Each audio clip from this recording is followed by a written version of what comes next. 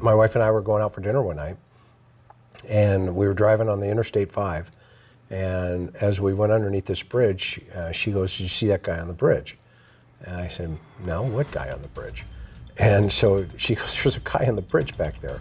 And so I turned around, went back, and sure enough, there he was. He was on the other side of the railing, and he was threatening to jump.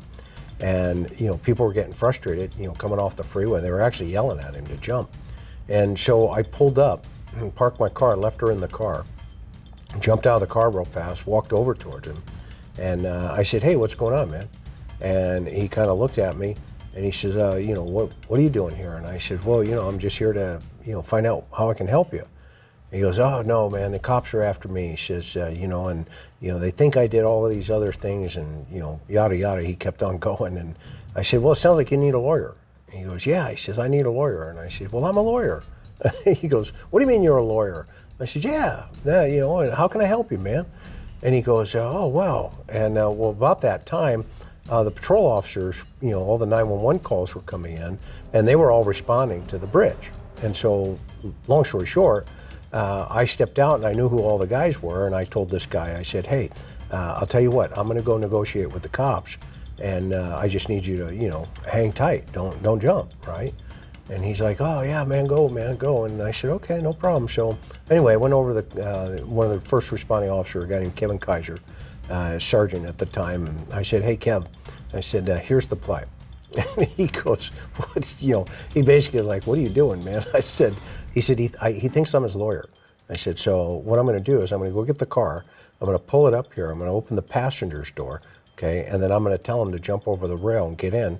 And we're going to go back to my office and we're going to deal with it, and I'll hold the cops off, okay?" And he goes, "Okay." And so anyway, I start walking back to the guy, and I put my hand up and I was like, "Hey, Sergeant Kaiser, keep your guys back. I'm going up to get my car. Leave my client alone," okay? And this guy's watching me like a hawk, okay? He's kind of leaning over through the rail, looking at the corner of his eye at me, like, is this guy really a lawyer or what's the deal here? So I run up to my car, and my sweet wife sitting in the car, and I said, "Honey, get out."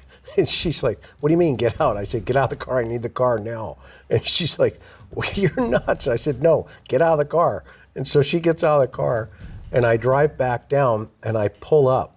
And as I open the passenger's door, I lean over, from the driver's side, and I whistle, kind of, and I said, "Hey, let's go, come on out."